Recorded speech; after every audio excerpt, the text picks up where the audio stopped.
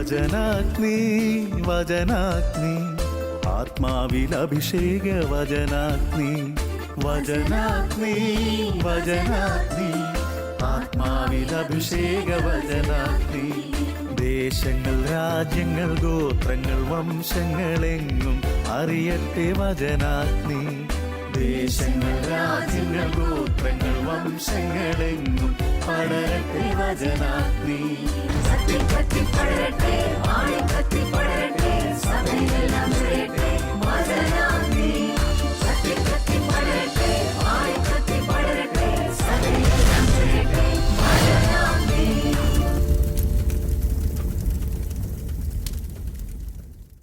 യേശുവിൽ ഏറെ സ്നേഹിക്കപ്പെടുന്ന എൻ്റെ സഹോദരി സഹോദരന്മാരെ, നിങ്ങളേവരെയും യേശുനാമത്തിൽ ഏറെ സന്തോഷത്തോടെ ഈ വചന ശുശ്രൂഷയിലേക്ക് സ്വാഗതം ചെയ്യുന്നു.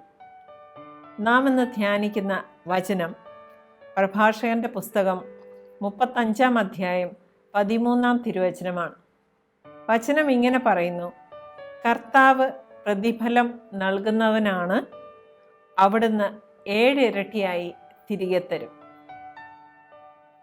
ഏകദേശം 10 വർഷങ്ങൾക്ക് മുമ്പ് ഇടുക്കി ജില്ലയിൽ പെട്ട ഒരു സ്കൂളിൽ ക്ലാസ് എടുക്കാൻ പോവുകയുണ്ടായി.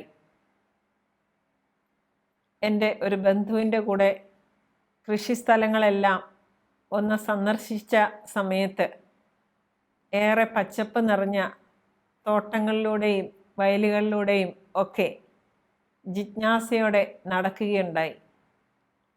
അപ്പോൾ കൃഷിയിൽ ഏറെ തൽപരനായ ഒരു യുവാവ് ആ യുവാവിൻ്റെ തോട്ടത്തിലൂടെ കടന്നുപോയപ്പോൾ സംസാരിക്കാനിടയായി. അദ്ദേഹം പറയുകയാണ്, എൻ്റെ കൃഷിസ്ഥലത്ത് ഏറെ പച്ചക്കറികൾ ഞാൻ വിളയിച്ചുകൊണ്ട് ഇരിക്കുകയായിരുന്നു.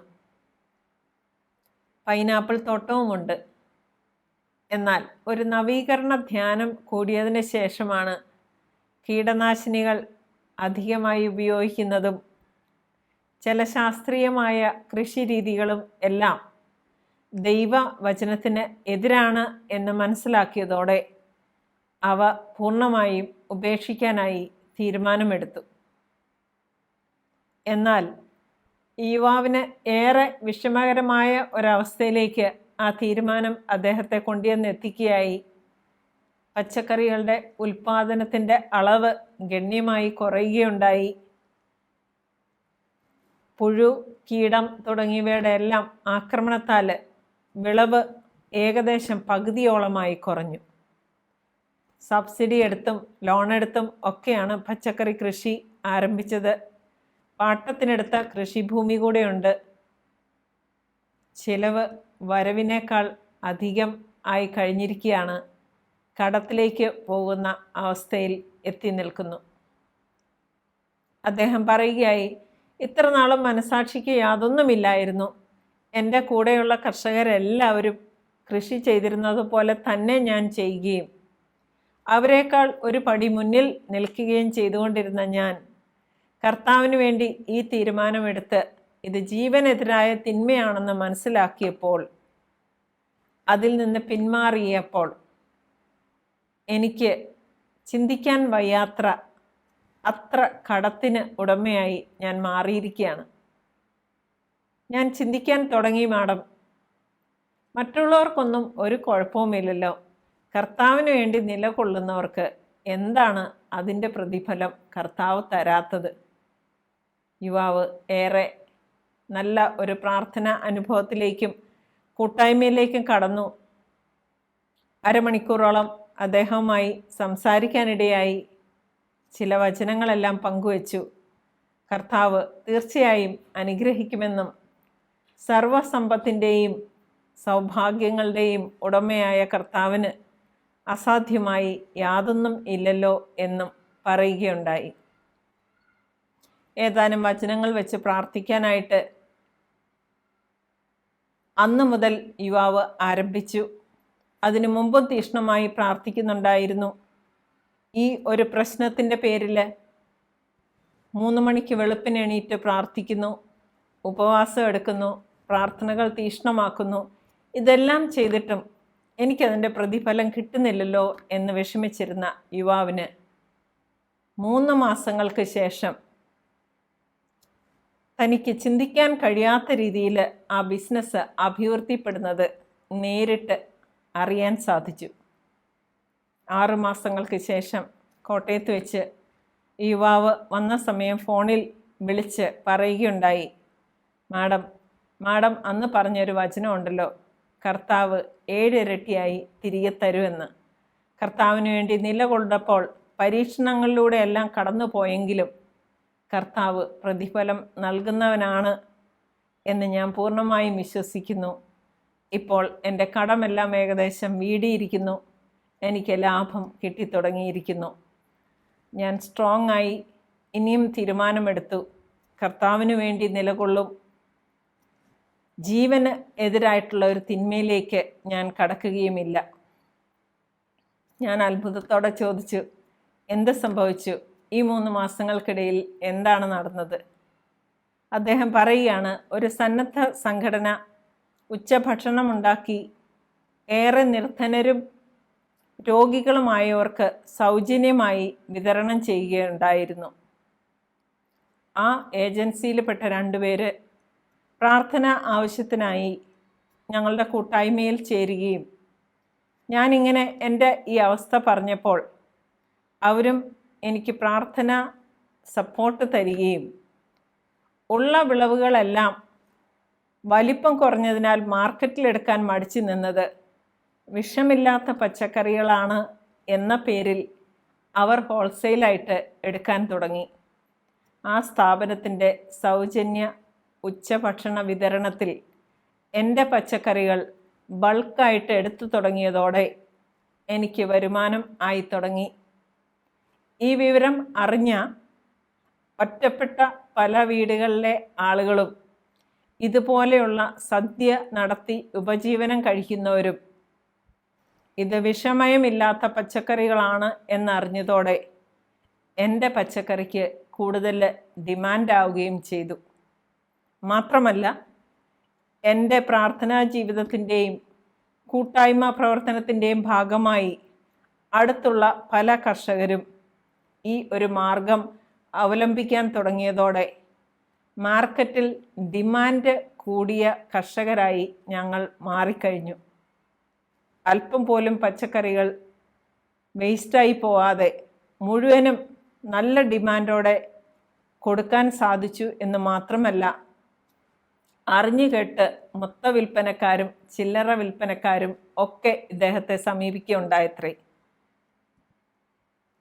ഞങ്ങൾ കർത്താവിന് നന്ദി പറഞ്ഞ് പ്രാർത്ഥിച്ചു. കർത്താവിൻ്റെ വഴികൾ നാം ചിന്തിക്കുന്നതിൽ നിന്നും എത്രയോ വ്യത്യസ്തമാണെന്നും തന്നെ ആശ്രയിക്കുന്നവരെ കർത്താവ് ഒരിക്കലും കൈവിടുകയില്ല, അതിന് പ്രതിഫലം നൽകുക തന്നെ ചെയ്യും എന്നതിൻ്റെ ഒരു സാക്ഷ്യമായി ഈ യുവാവ് മാറുകയുണ്ടായി.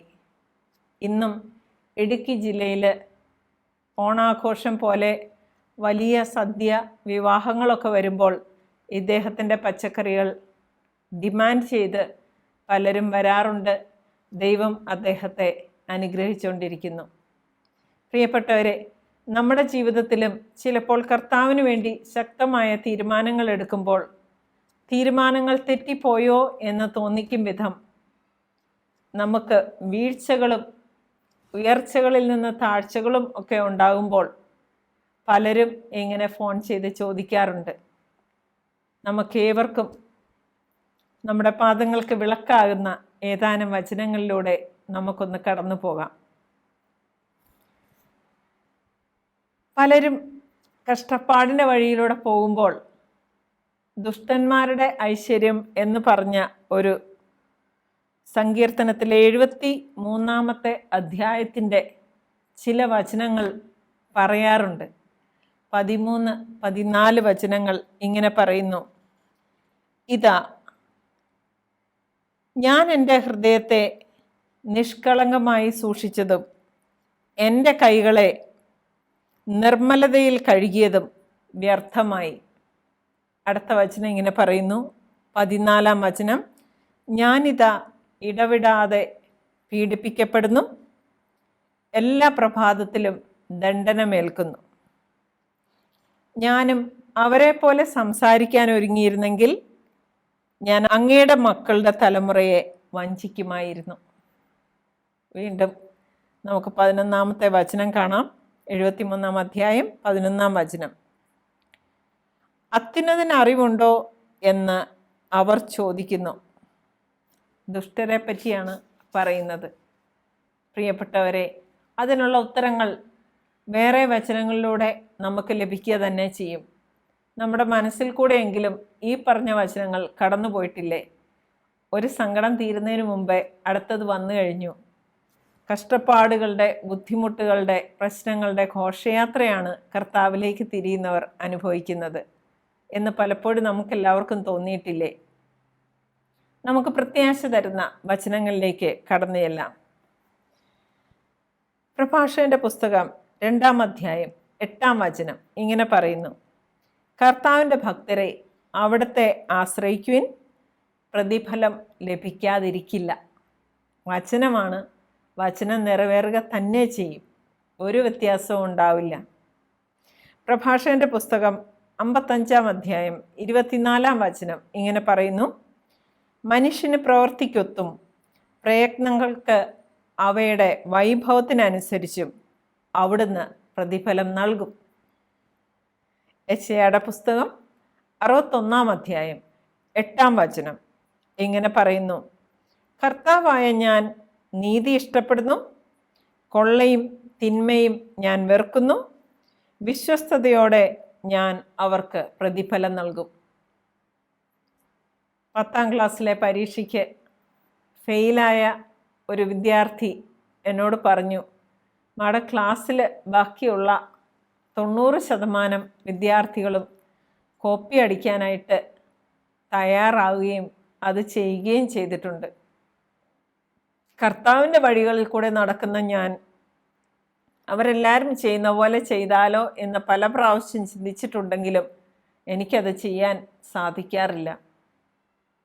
അതിൻ്റെ പേരിൽ ക്ലാസ് പരീക്ഷകൾക്കൊക്കെ ഞാൻ മാത്രം ചില വിഷയങ്ങൾക്ക് തോറ്റുപോകാറുമുണ്ട്. ആ വിദ്യാർത്ഥിയോട് പറഞ്ഞു, കർത്താവിന് വേണ്ടി നിലകൊള്ളുക. കർത്താവ് നമ്മളോട് ചേർന്ന് നിന്ന് നമ്മൾക്ക് വേണ്ടി പരീക്ഷ ജയിപ്പിച്ച് തരിക തന്നെ ചെയ്യും. ഇനി അല്ല, കർത്താവിൻ്റെ ഇഷ്ടം നടക്കട്ടെ എന്ന് പറഞ്ഞ് വിശ്വസിച്ച് നിലകൊണ്ടാൽ കർത്താവ് അത് ഏറ്റെടുക്കും. പ്രിയപ്പെട്ടവരെ, കോപ്പി അടിക്കാതെ തന്നെ നല്ല മാർക്കോടെ 10ാം ക്ലാസ്സിൽ പ്രതീക്ഷിക്കാത്ത വിജയം നേടുകയുണ്ടായി ഈ പറഞ്ഞ വിദ്യാർത്ഥി. നാം കാത്തിരുന്നേ മതിയാവൂ. ജെറമ്യായുടെ പുസ്തകം 17-ാം അധ്യായം 10-ാം വചനം ഇങ്ങനെ പറയുന്നു: കർത്താവായ ഞാൻ മനസ്സിനെ പരിശോധിക്കുകയും ഹൃദയത്തെ പരീക്ഷിക്കുകയും ചെയ്യുന്നു. ഓരോ മനുഷ്യനും അവൻ്റെ ജീവിത രീതിക്കും പ്രവൃത്തിക്കും അനുസരിച്ച് ഞാൻ പ്രതിഫലം നൽകും. കൂടുതൽ പ്രാർത്ഥിക്കുന്നവർ ചിന്തിക്കാറുണ്ട്, ഇതിൻ്റെ 1% പോലും പ്രാർത്ഥിക്കാത്തവർക്ക് കർത്താവ് എന്തുമാത്രം അനുഗ്രഹങ്ങളാണ് കൊടുക്കുന്നത് എന്ന് ചോദിക്കുകയും നേരിട്ട് മനസ്സിൽ ചിന്തിക്കുകയും ഒക്കെ ചെയ്യുന്ന അനേകം വ്യക്തികളുണ്ട്. ജെറമ്യായുടെ പുസ്തകം 31-ാം അധ്യായം 16-ാം തിരുവചനം നമുക്ക് ഏവർക്കും സുപരിചിതമായൊരു വചനമാണ്. കർത്താവ് അരുളി ചെയ്യുന്നു: കരച്ചിൽ നിർത്തി കണ്ണീർ തുടയ്ക്കൂ, നിന്റെ യാതനകൾക്ക് പ്രതിഫലം ലഭിക്കും. ശത്രുക്കളുടെ ദേശത്തു നിന്ന് അവർ തിരികെ വരും. നിന്റെ ഭാവി പ്രത്യാശാഭരിതമാണ്.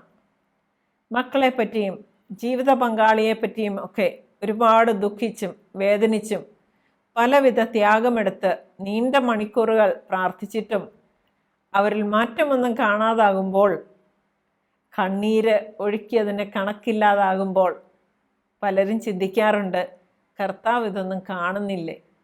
അവർക്ക് ആശ്വാസകരമായ വചനമാണ് പലപ്പോഴും ഈ ഒരു വചനത്തിലൂടെ കടന്നു പോകുമ്പോൾ വേറെ പ്രത്യാശ നമ്മുടെ മനസ്സിലേക്ക് നിറയ്ക്കുന്ന ഒരു വചനമായിട്ട് എനിക്കിത് അനുഭവപ്പെടാറുണ്ട്.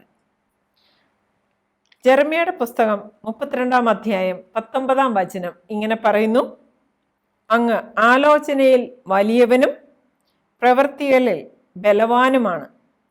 ഓരോരുത്തർക്കും അവനവൻ്റെ നടപ്പിനും ചെയ്തികൾക്കും അനുസൃതമായ പ്രതിഫലം നൽകുന്നതിന് അങ്ങയുടെ ദൃഷ്ടി മനുഷ്യരുടെ മാർഗങ്ങളിൽ പതിഞ്ഞിരിക്കുന്നു. കർത്താവ് ഓരോരുത്തരെയും നിരീക്ഷിക്കുന്നുണ്ട്. നമ്മളുടെ ഓരോ വാക്കും ചിന്തയും പ്രവൃത്തിയും എല്ലാം കർത്താവിൻ്റെ ദൃഷ്ടിയിൽ നിന്ന് ഒരിക്കലും മറഞ്ഞിരിക്കുന്നില്ല, പ്രതിഫലം ലഭിക്കാതെ പോവുകയുമില്ല. മത്തായിയുടെ സുവിശേഷം 5-ാം അധ്യായം 11-12 വചനങ്ങളിലൂടെ നാം കടന്നു പോകുമ്പോൾ ഇങ്ങനെ പറയുന്നു: എന്നെ പ്രതി മനുഷ്യർ നിങ്ങളെ അവഹേളിക്കുകയും തിന്മകൾ വ്യാജമായി പറയുകയും ചെയ്യുമ്പോൾ നിങ്ങൾ ആനന്ദിച്ച് ആഹ്ലാദിക്കുവിൻ, സ്വർഗത്തിൽ നിങ്ങളുടെ പ്രതിഫലം വലുതായിരിക്കും. ഭൂമിയിൽ പ്രതിഫലം ലഭിക്കാത്ത പല പുണ്യങ്ങൾക്കും സ്വർഗത്തിൽ തീർച്ചയായും പ്രതിഫലം ഉണ്ട് എന്നാണ് നാം മനസ്സിലാക്കേണ്ടത്. വീണ്ടും പ്രാർത്ഥനയുടെ കാര്യത്തെപ്പറ്റി പറയുമ്പോൾ മത്തായിയുടെ സുവിശേഷം 6-ാം അധ്യായം 4, 6 എന്നീ വചനങ്ങൾ പറയുന്നത്, രഹസ്യങ്ങൾ അറിയുന്ന പിതാവ് നിനക്ക് പ്രതിഫലം നൽകും എന്നാണ്. നമ്മുടെ ഒരു ചെറിയ പ്രാർത്ഥന പോലും വെറുതെ ആവില്ല എന്ന് 100% ഉറപ്പ് നമ്മൾക്ക് ലഭിക്കുന്ന വചനമാണിത്. രഹസ്യത്തിൽ മറ്റുള്ളവരെ കാണിക്കാൻ വേണ്ടി അല്ലാതെ ഉതിരുന്ന ഓരോ പ്രാർത്ഥന പോലും ഏറെ പ്രതിഫലം അർഹിക്കുന്നതാണ്. കർത്താവ് പ്രതിഫലം തരാതിരിക്കില്ല. മത്തായിയുടെ സുവിശേഷം 10-ാം അധ്യായം 42-ാം വചനം: ഈ ചെറിയവരിൽ ഒരുവന് ശിഷ്യൻ എന്ന നിലയിൽ ഒരു പാത്രം വെള്ളമെങ്കിലും കൊടുക്കുന്നവന് പ്രതിഫലം ലഭിക്കാതിരിക്കില്ലെന്ന് സത്യമായി ഞാൻ നിങ്ങളോട് പറയുന്നു. ഓരോ ചെറിയ നന്മ പ്രവൃത്തിക്ക് പോലും കണക്കുകൾ സൂക്ഷിക്കുകയും തക്ക പ്രതിഫലം നമുക്ക് നൽകുകയും ചെയ്യുന്ന കർത്താവിനെയാണ് നമുക്ക് കാണാൻ സാധിക്കുന്നത്. വീണ്ടും ലൂക്കായുടെ സുവിശേഷം 6-ാം അധ്യായം 35-ാം വചനം ഇങ്ങനെ പറയുന്നു: ശത്രുക്കളെ സ്നേഹിക്കുവിൻ, തിരിച്ചു കിട്ടും എന്ന് പ്രതീക്ഷിക്കാതെ മറ്റുള്ളവർക്ക് നന്മ ചെയ്യുകയും വായ്പ കൊടുക്കുകയും ചെയ്യുവിൻ, അപ്പോൾ നിങ്ങളുടെ പ്രതിഫലം വലുതായിരിക്കും. പ്രതിഫലം തീർച്ചയായും ലഭിക്കും എന്ന് വാഗ്ദാനം ചെയ്യുന്ന വചനങ്ങൾ കൂടിയാണ് നാം ഇപ്പോൾ കണ്ടുകൊണ്ടിരിക്കുന്നത്. എഫേസുസുകാർക്ക് എഴുതിയ ലേഖനം 6-ാം അധ്യായം 8-ാം വചനം ഇങ്ങനെ പറയുന്നു: ഓരോരുത്തർക്കും സ്വതന്ത്രനോ അടിമയോ ആയിക്കൊള്ളട്ടെ, നല്ല പ്രവൃത്തികൾക്ക് തക്ക പ്രതിഫലം കർത്താവിൽ നിന്നും ലഭിക്കുമെന്ന് അറിഞ്ഞുകൊള്ളുവിൻ. ഏറെ പ്രത്യാശ തരുന്ന വചനങ്ങളിലൂടെയാണ് നാം ഇപ്പോൾ കടന്നു പോയിക്കൊണ്ടിരിക്കുന്നത്. ഹെബ്രായർക്ക് എഴുതിയ ലേഖനം 10-ാം അധ്യായം 35-ാം വചനം ഇങ്ങനെ പറയുന്നു: നിങ്ങളുടെ ആത്മധൈര്യം നിങ്ങൾ നശിപ്പിച്ച് കളയരുത്, അതിനും വലിയ പ്രതിഫലം ലഭിക്കാനിരിക്കുന്നു. വെളിപാടിൻ്റെ പുസ്തകം 22-ാം അധ്യായം 12-ാം വചനം ഇങ്ങനെ പറയുന്നു: ഇതാ ഞാൻ വേഗം വരുന്നു, എൻ്റെ സമ്മാനവും ഞാൻ കൊണ്ടുവരുന്നുണ്ട്, ഓരോരുത്തർക്കും സ്വന്തം പ്രവൃത്തികൾക്കനുസൃതം പ്രതിഫലം നൽകാനാണ് ഞാൻ വരുന്നത്. 2 സാമുവേൽ 22-ാം അധ്യായം 21-ാം വചനം ഇങ്ങനെ പറയുന്നു: എൻ്റെ നീതിക്കൊത്തവിധം കർത്താവ് എനിക്ക് പ്രതിഫലം നൽകി, എൻ്റെ കൈകളുടെ നിർമ്മലതയ്ക്ക് ചേർന്ന വിധം എനിക്ക് പകരം തന്നു. തീർച്ചയായും കർത്താവ് പ്രതിഫലം നൽകുക തന്നെ ചെയ്യും എന്നാണ് ഈ വചനങ്ങളെല്ലാം നമ്മോട് സംസാരിക്കുന്നത്. 2 സാമുവേൽ 22-ാം അധ്യായം 25-ാം വചനം ഇങ്ങനെ പറയുന്നു: ആകയാൽ എൻ്റെ നീതിയും നിഷ്കളങ്കതയും കണ്ട് കർത്താവ് എനിക്ക് പ്രതിഫലം നൽകി. 2 ദിനവൃത്താന്തം 15-ാം അധ്യായം 7-ാം തിരുവചനത്തിൽ നാം കാണുന്നു: നിങ്ങൾ ധീരന്മാരായിരിക്കുവിൻ, നിങ്ങളുടെ കൈകൾ തളരാതിരിക്കട്ടെ, നിങ്ങളുടെ പ്രവൃത്തികൾക്ക് പ്രതിഫലം ലഭിക്കും. ഇന്ന് ഇമ്മീഡിയറ്റ് ആയിട്ട് ലഭിക്കുന്നില്ലെങ്കിൽ കൂടെ നാം നഷ്ടധൈര്യരാകരുതെന്നാണ് വചനം നമ്മോട് ഉദ്ബോധിപ്പിക്കുന്നത്. തോബിത്തിൻ്റെ പുസ്തകം 4-ാം അധ്യായം 14-ാം വചനം ഇങ്ങനെ പറയുന്നു: ദൈവ ശുശ്രൂഷ ചെയ്താൽ പ്രതിഫലം ലഭിക്കും. തീർച്ചയായും ദൈവത്തിന് വേണ്ടി ഏതെങ്കിലും രീതിയിലുള്ള ശുശ്രൂഷ, അത് വലുതോ ചെറുതോ എങ്ങനെയുള്ളതോ ആകട്ടെ, തീർച്ചയായും നമുക്ക് പ്രതിഫലം ലഭിക്കും എന്ന് വചനം നമ്മോട് സംസാരിക്കുന്നു. സങ്കീർത്തനങ്ങളുടെ പുസ്തകം 18-ാം അധ്യായം 20-ാം വചനം. എൻ്റെ നീതിക്കൊത്ത വിധം കർത്താവ് എനിക്ക് പ്രതിഫലം നൽകി, എൻ്റെ കൈകളുടെ നിർമ്മലതയ്ക്ക് ചേർന്ന വിധം എനിക്ക് പകരം തന്നു. വീണ്ടും, നാം മോശം പ്രവൃത്തികൾ ചെയ്താൽ അതിൻ്റെയും പ്രതിഫലം കിട്ടും എന്ന് മനസ്സിൽ നാം ചിന്തിച്ച് തുടങ്ങണം. ഏതാനും വചനങ്ങൾ അങ്ങനെ കൂടെ നമ്മൾക്കൊരു വാണിംഗായി നിലനിൽക്കുന്നുണ്ട് എന്നതാണ് സത്യം. സങ്കീർത്തനങ്ങളുടെ പുസ്തകം 91-ാം അധ്യായം 8-ാം വചനം. ദുഷ്ടരുടെ പ്രതിഫലം നിന്റെ കണ്ണുകൾ കൊണ്ട് തന്നെ നീ കാണും. സുഭാഷിതങ്ങളുടെ പുസ്തകം 11-ാം അധ്യായം 18-ാം തിരുവചനം ഇങ്ങനെ പറയുന്നു: ദുഷ്ടന്റെ പ്രതിഫലം അവനെ വഞ്ചിക്കുന്നു, നീതി വിതയ്ക്കുന്നവൻ്റെ പ്രതിഫലം സുനിശ്ചിതമാണ്. സുഭാഷിതങ്ങളുടെ പുസ്തകം 13-ാം അധ്യായം 13-ാം വചനത്തിൽ നാം കാണുന്നു: ഉപദേശം നിന്ദിക്കുന്നവൻ തനിക്ക് തന്നെ നാശം വരുത്തി വയ്ക്കുന്നു, കൽപ്പന ആദരിക്കുന്നവന് പ്രതിഫലം ലഭിക്കും. വീണ്ടും പ്രഭാഷകന്റെ പുസ്തകം 6-ാം അധ്യായം 1-ാം വചനത്തിൽ നാം കാണുന്നു: ദുഷ്കീർത്തി അപമാനവും നിന്ദയും ഉളവാക്കുന്നു, കപടഭാഷിക്കും ഇത് തന്നെ പ്രതിഫലം. പ്രിയപ്പെട്ടവരെ, കർത്താവിനോട് ചേർന്ന് നിന്നപ്പോൾ അനുഗ്രഹം ലഭിക്കുന്നില്ല എന്ന് ചിന്തിക്കുന്നവർ, ഏറെ നാൾ കാത്തിരുന്നിട്ടും അനുഗ്രഹം പ്രാപിക്കാൻ തടസ്സങ്ങളിലൂടെ കടന്നു പോകുന്നവർ എല്ലാവർക്കും ഈ വചനങ്ങൾ ഏറെ പ്രത്യാശ നൽകും എന്നതിൽ സംശയമില്ല. ഹൃദയപരമാർത്ഥർക്ക് പ്രതിഫലം ലഭിക്കാതിരിക്കില്ല, ഇന്നല്ലെങ്കിൽ നാളെ അത് ലഭിക്കുക തന്നെ ചെയ്യും. നമുക്ക് 37-ാം അധ്യായം സങ്കീർത്തനം അതിൻ്റെ 4ഉം 5ഉം വചനങ്ങളിലൂടെ ഇതൊന്ന് കൺക്ലൂഡ് ചെയ്ത് നോക്കാം. വചനം ഇങ്ങനെ പറയുന്നു: കർത്താവിൽ ആനന്ദിക്കുക, അവിടുന്ന് നിൻ്റെ ആഗ്രഹങ്ങൾ സാധിച്ചു തരും. നിൻ്റെ ജീവിതം കർത്താവിന് ഭരമേൽപ്പിക്കുക, അവിടുന്ന് നോക്കിക്കൊള്ളും. അവിടുന്ന് പ്രകാശം പോലെ നിനക്ക് നീതിയും മധ്യാഹ്നം പോലെ നിന്റെ അവകാശവും സ്ഥാപിച്ചു തരും. പ്രിയപ്പെട്ടവരെ, നമുക്ക് നമ്മുടെ കണ്ണുകളെ അടയ്ക്കാം, പ്രാർത്ഥനയിലേക്ക് കടക്കാം. ഏറെ പരിശ്രമിച്ചിട്ടും അനുഗ്രഹപ്പെടുന്നില്ല എന്ന് വിചാരിച്ച് സങ്കടപ്പെടുന്നവർ ഒരുപക്ഷെ ഈ വചനം ശ്രവിക്കുന്നുണ്ടാവും. ഏറെ നാളുകൾ പ്രാർത്ഥിച്ചിട്ടും യാതൊരു മാറ്റവും സംഭവിക്കാത്ത കുടുംബാംഗങ്ങളെപ്പറ്റി വിഷമിക്കുന്നവരുണ്ടാകാം. ഒരേ ഒരു കാര്യത്തിനു വേണ്ടി വർഷങ്ങളോളം എല്ലാ വിധത്തിലുള്ള ത്യാഗങ്ങളും എടുത്ത് പ്രാർത്ഥിച്ച് മനസ്സ് തളർന്ന് ഇരിക്കുന്നവരുണ്ടാകാം. പ്രിയപ്പെട്ടവരെ, നമ്മളെ ശക്തിപ്പെടുത്തുന്ന വചനങ്ങളിലൂടെയാണ് നാം ഇപ്പോൾ കടന്നുപോയത്. കർത്താവ് പ്രതിഫലം തരിക തന്നെ ചെയ്യും. നിന്റെ ഓരോ പ്രവൃത്തിക്കും ഉചിതമായ വിധത്തിലുള്ള പ്രതിഫലം ലഭിക്കും. അതിനായി നമുക്ക് ക്ഷമയോടെ കാത്തിരിക്കാം.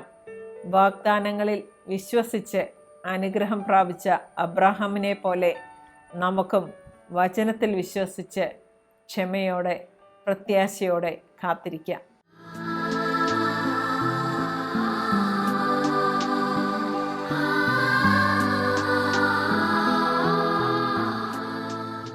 കർത്താവെ, ഞങ്ങളുടെ ശക്തനായ യേശുവെ, ഈ സമയം ഞങ്ങൾ അങ്ങേ ആരാധിക്കുന്നു, സ്തുതിക്കുന്നു, പുകഴ്ത്തുന്നു, മഹത്വപ്പെടുത്തുന്നു, നന്ദി പറയുന്നു. അങ്ങയുടെ ശക്തിയുള്ള നാമത്തിൽ ഞങ്ങൾ ആശ്രയിക്കുന്നു. അങ്ങ് ഞങ്ങളോട് വചനങ്ങളിലൂടെ സംസാരിക്കുകയായിരുന്നല്ലോ. കർത്താവെ, ഞങ്ങളുടെ പ്രവൃത്തികൾക്കൊത്ത വിധം അങ്ങ് പ്രതിഫലം നൽകും എന്ന് ഞങ്ങൾക്ക് വാഗ്ദാനം തന്നതിനെക്കുറിച്ച് ഓർത്ത് ഞങ്ങൾ നന്ദിയോടെ സ്തുതിക്കുന്ന ഈശോയെ സ്തോത്രം ചെയ്യുന്നു. ഈശോയെ, ഇത് ശ്രവിച്ചുകൊണ്ടിരിക്കുന്ന അനേകർ ഏറെ നാൾ കഷ്ടപ്പെട്ട് പ്രാർത്ഥിച്ച് തളർന്ന മനസ്സുമായിട്ടിരിക്കുമ്പോൾ കർത്താവെ, അങ്ങയുടെ വചനങ്ങൾ അവർക്ക് ആശ്വാസമായി പ്രത്യാശയായി മാറാൻ തക്ക രീതിയിൽ മാംസം ധരിക്കാൻ അങ്ങ് തന്നെ ഇടയാക്കണമേ എന്ന് ഞങ്ങൾ വിനീതമായി അപേക്ഷിക്കുന്നു. കർത്താവെ, ഏറെ ത്യാഗങ്ങളെടുത്ത് പ്രാർത്ഥിച്ചിട്ടും മക്കളുടെ മാനസാന്തരം നടക്കാതെ കുടുംബാംഗങ്ങൾ മനസ്സ് തിരിയാതെ വിഷമിച്ചിരിക്കുന്ന അനേകായിരങ്ങൾക്ക് വേണ്ടി ഞങ്ങൾ ഈ പ്രാർത്ഥനകളെല്ലാം കാഴ്ചവെച്ച് അങ്ങേ തൃപ്പാദത്തിലേക്ക് സമർപ്പിക്കുന്നു. പ്രതിഫലം വൈകി മനസ്സ് വിഷമിച്ചിരിക്കുന്ന ഒരുപാട് പേരെ കർത്താവെ അങ്ങേ കരങ്ങളിലേക്ക് സമർപ്പിച്ചുകൊണ്ട് പ്രാർത്ഥിക്കുന്നു. അങ്ങേക്ക് വേണ്ടി ഇറങ്ങിത്തിരിച്ചപ്പോൾ വിളവുകൾ നഷ്ടപ്പെട്ടവരും വരുമാനം കുറഞ്ഞവരുമായ മക്കൾ കർത്താവെ നിരാശയിൽ ആണ്ടുപോകാതെ അങ്ങിൽ പ്രത്യാശയോടെ കരം പിടിച്ച് ഉയരാൻ വേണ്ട കൃപയാൽ അവരെ നിറയ്ക്കണമേ എന്ന് ഞങ്ങൾ പ്രാർത്ഥിക്കുന്നു. ഞങ്ങളുടെ ഓരോ പ്രവൃത്തിക്കും കർത്താവെ അങ്ങ് പ്രതിഫലം തരും എന്ന് വിശ്വസിച്ചുകൊണ്ട് കർത്താവെ അങ്ങയോട് ചേർന്ന് പ്രവർത്തിക്കാനും അങ്ങയോട് ചേർന്ന് ശേഖരിക്കാനും വേണ്ട കൃപയാൽ ഞങ്ങളെ ഓരോരുത്തരെയും അങ്ങ് അനുഗ്രഹിക്കണമേ എന്ന് ഞങ്ങൾ പ്രാർത്ഥിക്കുന്നു. അമ്മേ മാതാവേ, ഞങ്ങളുടെ ഓരോ പ്രാർത്ഥനകളും ഈശോയുടെ സന്നിധിയിൽ അമ്മ തന്നെ എത്തിക്കണമേ. അതിന് പ്രതിഫലം ലഭിക്കത്തക്ക രീതിയിൽ അമ്മ ഞങ്ങൾക്ക് വേണ്ടി ഈശോയോട് ശക്തമായി മധ്യസ്ഥം വഹിച്ച് പ്രാർത്ഥിച്ചു കൊള്ളണമേ. സകല മാലാഖമാരെ, വിശുദ്ധരെ ഞങ്ങൾക്കായി ഈശോയോട് പ്രാർത്ഥിക്കണമേ. ഹല്ലേലൂയ. യേശുവെ നന്ദി, യേശുവെ സ്തുതി, യേശുവെ ആരാധന. ആമേൻ.